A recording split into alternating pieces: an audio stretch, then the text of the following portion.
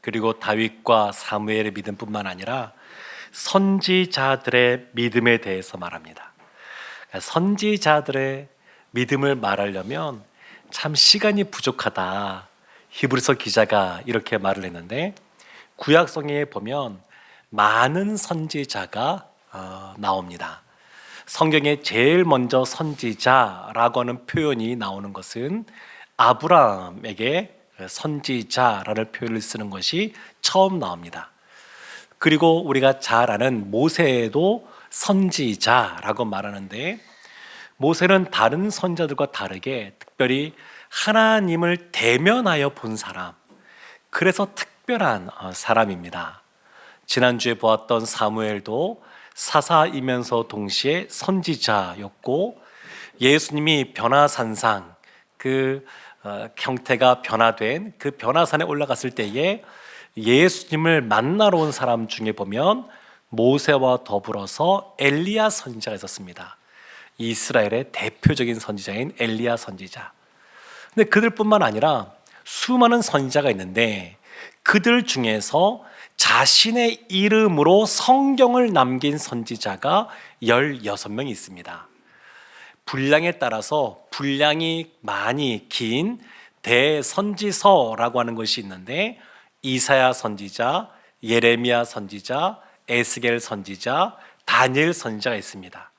그리고 상대적으로 분량이 적은 이 소선지서를 남긴 선지자들이 있는데, 호세아 선지자를 비롯하여서 요엘 선지자, 이런 사람들 12명이 소선지서를 이렇게 남겼습니다. 근데 많은 선지자들이 나오는데, 선지자 그러면 어떤 사람이 선지자냐? 하나님이 말씀하신 것을 그대로 전하는 사람, 그런 사람들이 선지자입니다. 근데 선지자들의 메시지를 보게 되면 크게 두 가지로 구분해 볼 수 있습니다. 선지자들이 가장 많이 활동하고 그리고 선포한 내용들을 보게 되면, 이스라엘이 하나님 앞에 범죄하여 하나님으로부터 멀어져 가고, 그리고 그들의 나라가 망하게 될 것이다 라고 하는 심판에 대한 경고의 말씀, 이것이 선지자들이 전한 메시지의 가장 중요한 부분을 차지하는 내용입니다. 그런데 선지자들도 이런 말을 하는 것이 심히 괴로웠을 겁니다. 왜냐하면 사람은 가짜라 한다 할지라도 자신이 듣기 좋은 말, 그런 말 해주는 사람을 좋아합니다. 아무리 하나님 말씀이라 그래도 그 말씀이 내 귀에 거슬리고 듣기 싫으면 그 말을 전하는 메신저도 별로 좋아하지 않습니다. 선지자 중에 에스겔이라고 하는 그 선지자를 보게 되면, 이제 나라가 망하고 포로로 끌려갔던 사람인데, 에스겔은 그곳에서 원래 제사장이었지만 선지자로 부름받고 선지자 사역을 감당합니다. 근데 사람들이 에스겔 말을 별로 좋아하지 않습니다. 어떤 말을 듣느냐? 나라가 이미 망해가고 포로로 잡혀가서 끌려가 있음에도 불구하고 하나님이 곧 우리를 돌이키실 것이다, 우리로 하여금 돌아가게 할 것이다 라고 말하는 거짓 선지자들을 더 좋아합니다. 에스겔 선지자의 말을 잘 안 듣습니다. 그러니까 그게 참 현실인 것 같습니다. 좀 다른 이야기이긴 합니다만, 요즘 결혼식 할 때 보면 주례 없이 하는 경우들이 많이 늘어나고 있는 것 같습니다. 믿지 않는 사람들뿐만 아니라 믿는 사람들 중에서도 주례자 없이 이렇게 결혼식을 진행하는 경우가 있는데, 근데 이제 간혹 이런 경우가 있습니다. 목사님, 주례는 아닌데 와서 축복 기도만 해주십시오. 이럴 때 저는 사실 고민이 됩니다. 왜 고민이 되냐면, 결혼이라고 하는 것은 성경에서 말하고 제가 믿고 있는 것은 하나님 앞에서 언약을 맺는 시간이 결혼인데, 그 결혼은 단지 그냥 사람들의 축하와 축복 속에서만 진행되는 것이 아니라 하나님을 기억하고 하나님과 더불어 한 가정을 이루는 그런 것이 결혼인데, 그냥 단지 가서 그냥 복을 빌어주는 것, 이거는 목사로서 부름받은 저의 사명도 아니고 그런 것은, 그렇지만 성도님이 요청하니까 안 가기도 좀 곤란하고, 그런데 이런 걸 한두 번 가다 보면 이래도 되는가 보다, 다른 분들도 생각할까 봐 여러 가지 고민이 듭니다. 결혼은 하나님 앞에서 맺는 언약식입니다. 그래서 하나님이 짝지어 준 것을 사람이 나눌 수 없다라고 분명하게 성경이 말하고 있습니다. 참 이 선자들 보게 되면 하나님에 대한 심판을 경고할 뿐만 아니라 또 하나, 두 번째 아주 주된 메시지가 있는데, 하나님이 회복에 대해서 약속하시는 겁니다. 하나님이 다시 돌이킬 것이다. 이스라엘이 바벨론에 멸망한 이후에 그걸로 끝나는 것이 아니라 70년이 지나면 다시 돌아오게 될 것이다. 그것만이 아니라 너희들의 죄를 위하여 예수 그리스도 메시아가 올 것이다. 이것에 대한 회복에 대한 말씀을 또 이 선자들이 전합니다. 선지자들이 참 믿음의 삶들을 살았는데, 그들의 산 삶을 보게 되면 사실 인간적인 눈으로 보면 그다지 별로 그렇게 살고 싶지 않은 이런 모습이 많이 있었습니다. 이사야 16명의 그 선지서 내용 중에서 첫 번째 나오는 이사야서를 보게 되면 이사야서 1장 1절에 언제 이사야가 사역했는지가 나오는데 이렇게 나옵니다. 유다 왕 우시야와 요담과 아하스와 히스기야 시대에 아모스의 아들 이사야가 유다와 예루살렘에 관하여 본 계시라. 계시를 받았는데 남유다에서 이사야 선지자가 활동했습니다. 근데 이때 보면 우시야 왕, 그 왕이 죽던 해부터 사역을 시작해서 한 40-50년 히스기야 왕 때까지 이 이사야 선지자가 사역을 하는데, 그 처음 시작할 때 우시야 왕 때 남유다가 어떤 상황이었냐면 굉장히 한 40년 정도 나라가 안정되고 경제가 부흥하던 시기였습니다. 근데 경제가 부흥하는 거 나쁜 건가요? 아니요, 좋은 겁니다. 근데 문제는 그 경제가 부흥하면서 사람들이 살만해지면서 하나님으로부터 멀어지는 영적 타락의 모습이 나타났다는 겁니다. 이사야 선지자보다 한 20년 정도 먼저 사역한 아모스 선지자가 있는데, 아모스서에 보게 되면 그들의 상황이 아주 잘 나옵니다. 집집마다 안식일 날 하나님 앞에 나갈 뿐만 아니라 집집마다 우상들을 만들어 놓고 있습니다. 오늘날도 코끼리, 상아, 이걸 우리 집에 둔다 쉽지 않겠죠? 근데 이 당시에 코끼리, 상아로 만든 우상들이 집집마다 있었습니다. 그러니까 경제적으로 안정되고 부흥된 이후에 영적 타락의 모습이 나타났고, 이사야가 그 시대에 이제 활동을 시작하게 되었습니다. 다니엘 선지자 같은 경우에는 조금 약간 다른 경우인데, 다른 선지자들은 전임 선지자입니다. 전임, 오로지 선지자 역할을 많이 감당했습니다. 다니엘은 행정가이고 일평생 정치가로서의 삶을 살았습니다. 물론 사자굴에 던져지는 이러한 어려운 일도 겪었지만, 사실 다니엘 선지자는 상대적으로 다른 선지자들에 비하면 평탄한 삶을 살았습니다. 사자굴에 던져지고 사람들의 시기와 질투 속에 일평생 하나님 앞에 정결하게 살아가는 것 쉽지 않지만, 그래도 다른 선지자들에 비해서는 그래도 평이한 삶을 다니엘은 살았습니다. 다른 선지자 삶을 보게 되면 나라가 이제 망해가는 시기에 하나님이 더 많은 선지자들을 이 땅 가운데 보내셨는데, 근데 나라가 망한다고 하는 것은 경제적으로도 점점 어려워져 간다는 겁니다. 급속도로 경제가 쇠락해져 가고, 그리고 외침으로 말미암아 이 안에서도 여러 가지 분열의 모습이 나타나고, 그 상황 속에서 선자들이 살아가니까 삶 자체가 그렇게 평탄할 리가 없습니다. 예레미야 선지자는 하나님의 말씀을 전하는 것 때문에 참 어려운 일을 많이 겪었습니다. 그 말이 듣기 싫어서 예레미야를 죽여야 되겠다, 그래서 암살의 위협을 2번이나 받았고, 성전에서 말씀을 전하는데 제사장이 심하게 때립니다. 구타도 당하고, 그리고 이제 이 나라가 바벨론에 의해서 망하게 될 것이다, 이런 걸 선포하니까 너는 매국노다, 사람들이 그렇게 손가락질하게 되고 감옥에 가둬버립니다. 예레미야가 이 사역을 감당하면서 참 너무 힘들어서 나중에 중간에 보게 되면 이런 부분이 나옵니다. 하나님, 나를 왜 부르셨습니까? 이렇게 원망하면서 자신이 태어난 생일을 저주합니다.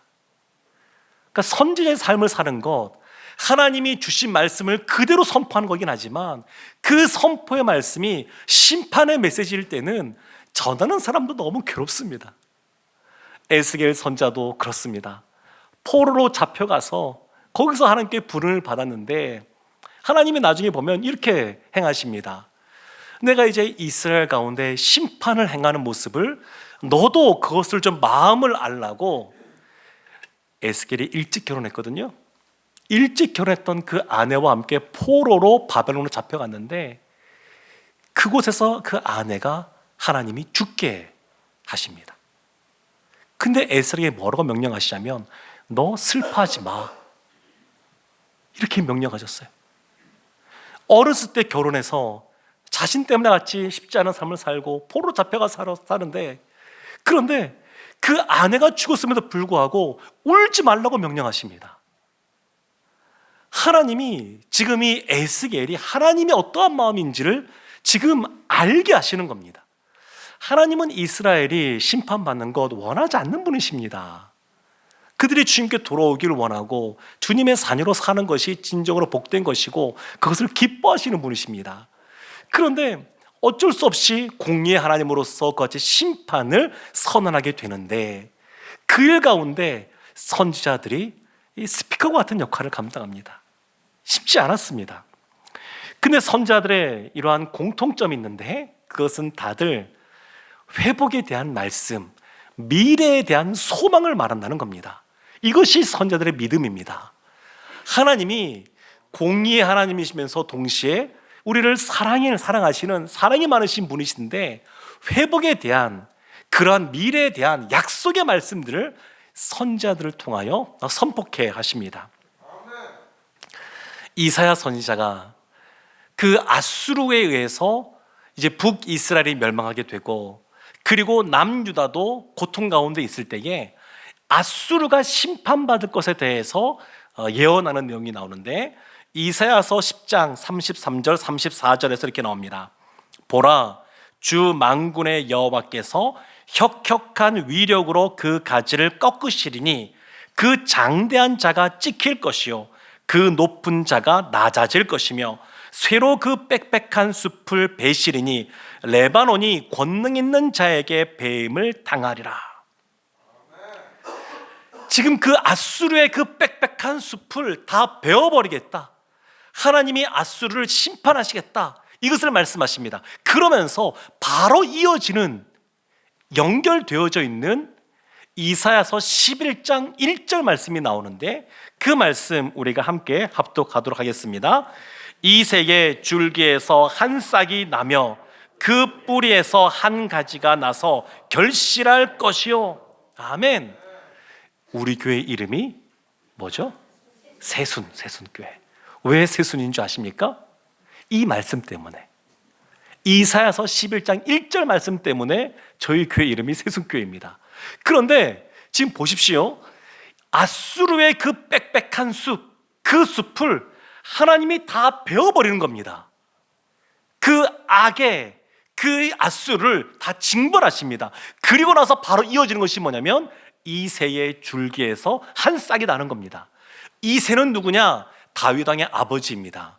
이새의 줄기에서 한 싹이 난다고 하는 것은 다윗의 자손에서 메시아가 낳게 될 것이다, 이것을 말씀하고 있는 겁니다. 지금 이제 봄이죠? 봄 맞죠? 네. 근데 봄이면 이제 겨우내 잠들었던 그 나무들이 깨어나서 이제 가지에서 싹을 이제 틔울 겁니다. 그 새싹, 아주 연녹색 그러한 그 아주 너무 예쁘고 생기가 넘치는 그러한 싹들이 나오게 되는데, 그것도 너무 좋지만 그래서 우리 교회가 새순교회가 아니고, 새순은 이새의 줄기에서 한 싹이 났다고 하는 것, 이 어두운 세상, 영적으로 타락한 이 세상, 그리고 하나님으로부터 벗어나서 악을 행하던 이 세상 가운데 하나님의 그러한 심판과 더불어서 동시에 새로운 소망, 희망이 솟아나게 하겠다, 회복이 깨겠다, 그것이 바로 새순입니다. 새순. 이사야서 11장 10절에도 이 말씀이 이렇게 나옵니다. 그날에 이새의 뿌리에서 한 싹이 나서 만민의 기치로 설 것이요 열방이 그에게로 돌아오리니 그가 거한 곳이 영화로우리라. 만민이, 열방이 돌아오게 될 것이라는 겁니다. 예수 그리스도, 새로운 그러한 순인 그 예수 그리스도를 통하여서 열방이 돌아오게 될 것이라는 겁니다. 예수 그리스도가 이 땅에 오시는 것, 예수의 초림이죠. 근데 그것만이 아니라 예수 그리스도의 재림까지 사실이 연결되어져 있습니다. 등산을 하려고 마음먹고 산에 가다 보게 되면 산이 이제 보입니다. 가까운 산이 보입니다. 그런데 가까운 산만 보이는 것이 아니라 보통은 그 뒤에 산 넘어 산이 또 보입니다. 근데 멀리 있는 산들도 사실은 우리가 이렇게 보면 겹쳐 있는 것 같습니다. 그렇게 멀리 느껴지지 않습니다. 막상 산 등성에 올라가서 정상을 딱 찍으면 그 다음 산까지 가려고 하면 꽤 멀리 느껴집니다. 지금 선지자들이 예언의 말씀을 하고 있는데, 이 예언이라는 것이 그런 것입니다. 선지자들이 볼 때에 하나님이 주신 말씀을 듣고 하나님이 보여주신 것을 가지고 예언을 하는데, 선지자들 입장에서는 그 시간의 간격이 얼마인지 잘 모릅니다. 바로 앞에 있는 것, 몇 년 뒤에 벌어질 일, 이런 것들은, 또 몇십 년 전에 앞에 벌어질 일, 이런 것들은 하나님이 알려주시면 그것을 정확히 예언하겠지만, 이사야 선지자의 이새의 줄기에서 한 싹이 난다는 이 예언은 그 후로 700년이 지나서 예수 그리스도가 이 땅에 오신 것이고, 그리고 이 예언은 예수 그리스도의 초림만이 아니라 그 초림은 곧 예수 그리스도의 재림, 다시 오실 그날까지 바라보는 겁니다. 그래서 오늘날 우리도 여기에 해당이 되는데, 이사야 선지자의 예언으로부터 약 2700년이 지난 그 시점에 우리가 이 예언의 말씀을 보고 있습니다.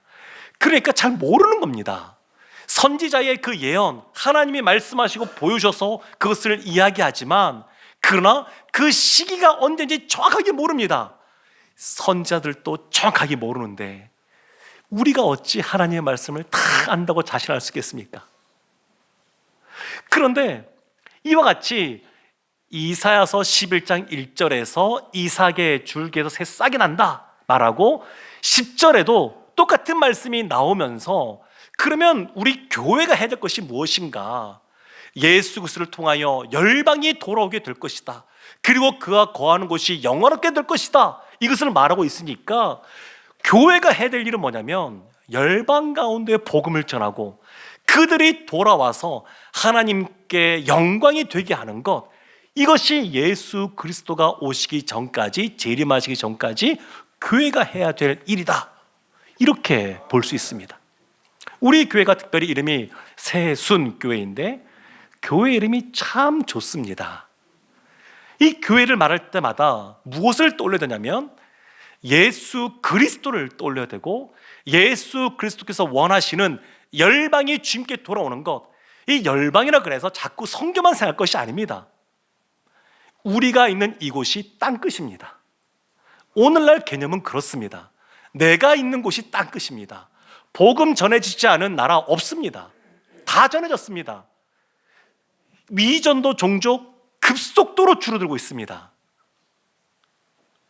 우리가 있는 곳이 땅끝입니다.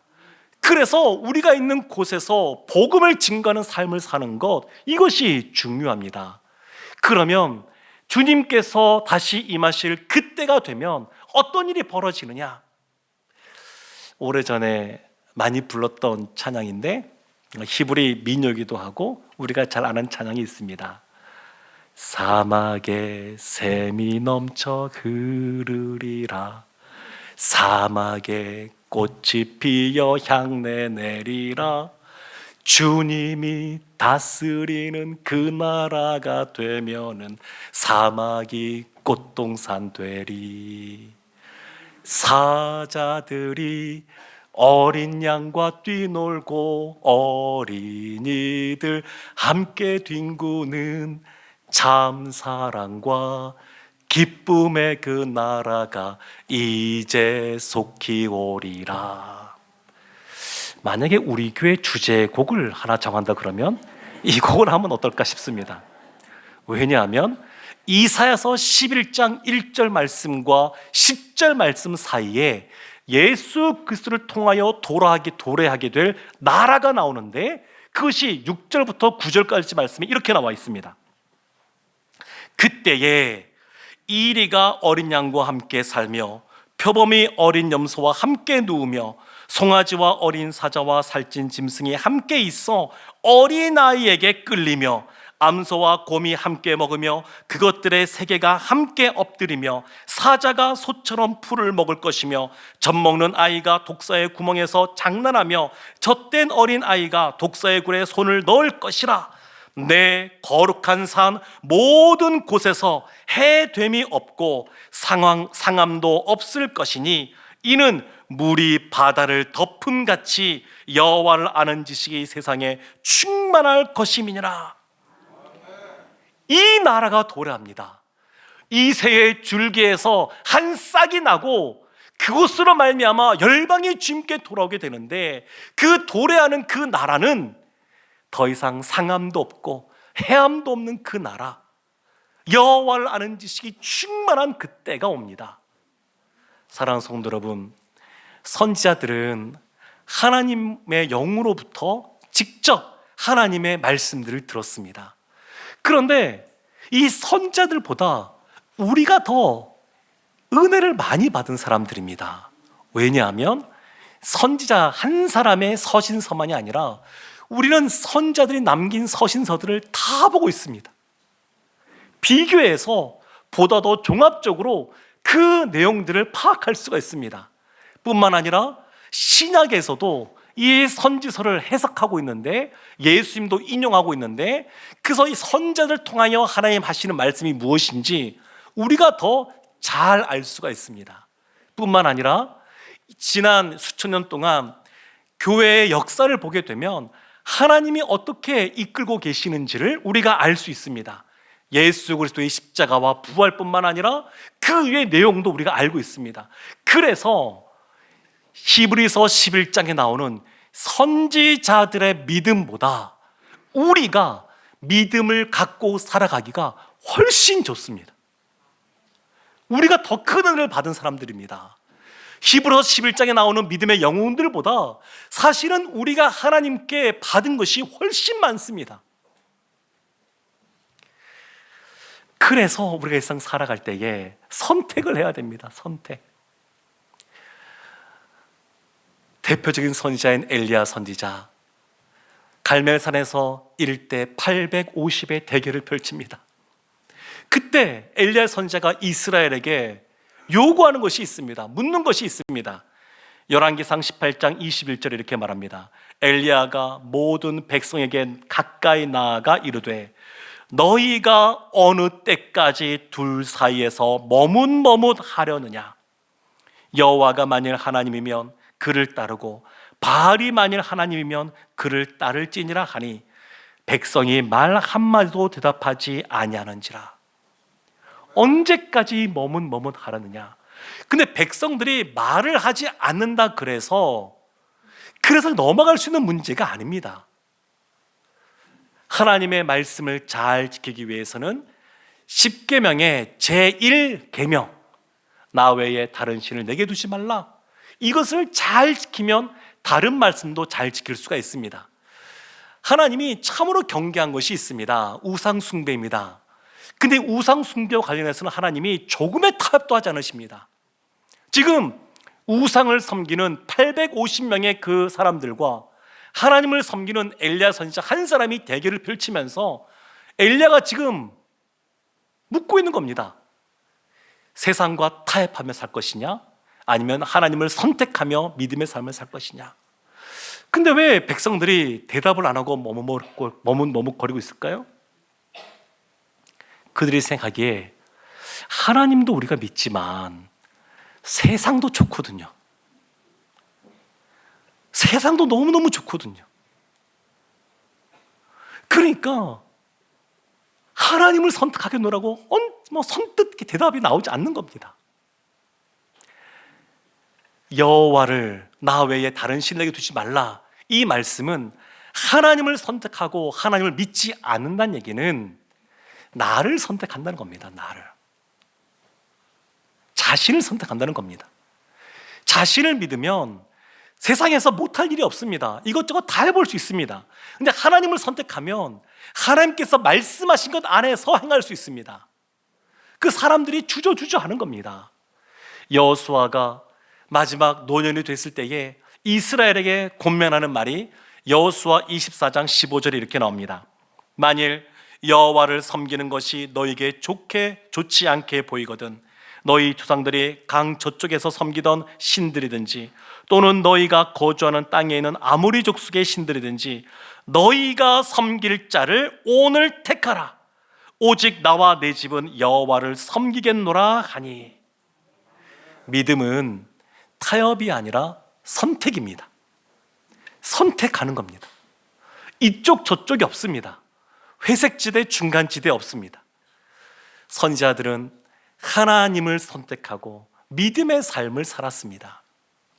근데 선지자들이 했던 그 예언들, 묵시들을 보게 되면 요한계시록도 마찬가지지만 기본적으로 성도들을 위로하는 말씀이, 메시지가 그 안에 담겨 있습니다. 심판에 대해서 말한다 그래서 그걸로 끝이 아닙니다. 로마 시대 때 그 로마 황제의 온갖 핍박 가운데 있었던 초대교회 성도님들에게 요한을 통하여 계시록의 말씀을 주셨는데, 또 나라가 망해져 가는 그 이스라엘 향하여 하나님이 선지자들 통하여 하나님의 말씀을 주셨는데, 이 말씀들은 이 세상을 살아갈 때 얼마나 불안한 것들이 많이 있습니까?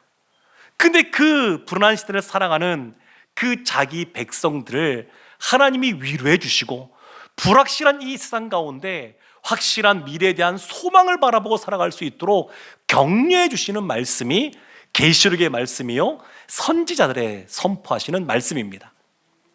사랑하는 성도 여러분, 우리도 선지자들처럼 하나님을 선택하고 믿음의 삶을 살아가기를 원합니다.